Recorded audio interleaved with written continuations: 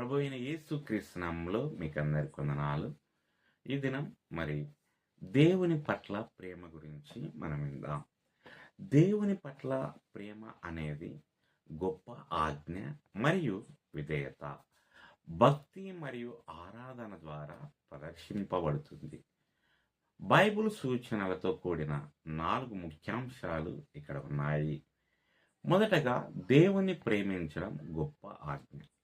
మత్తయి సువార్త 22వ అధ్యాయము 37-38 వచనాలు. యేసు ఇలా జవాబిచ్చాడు: నీ పూర్ణ హృదయముతోను, నీ పూర్ణ ఆత్మతోను, నీ పూర్ణ మనస్సుతోను నీ దేవుడైన ప్రభువును ప్రేమించుము.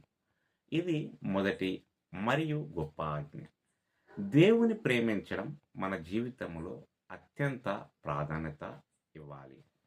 రెండవది, దేవుని ప్రేమించడం అంటే ఆయన ఆజ్ఞలను పాటించడం. యోహాను సువార్త 14వ అధ్యాయము 15వ వచనము. మీరు నన్ను ప్రేమిస్తే నా ఆజ్ఞలను పాటించండి. దేవుని పట్ల నిజమైన ప్రేమ ఆయన వాక్యానికి విధేయత చూపడం ద్వారా చూపబడుతుంది.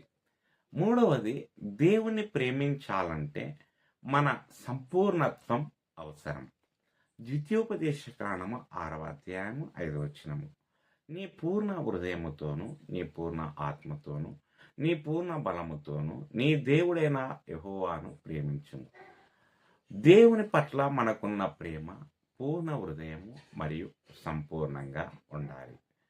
నాలుగవదిగా, దేవుణ్ణి ప్రేమించడం ఆశీర్వాదాలకు దారితీస్తుంది. రోమా పత్రిక 8వ అధ్యాయము 28వ వచనం. దేవుడు తన ఉద్దేశం ప్రకారము పిలువబడిన తనను ప్రేమించే వారి మేలు కోసం అన్ని విషయాలలో పనిచేస్తాడని మనకు తెలుసు.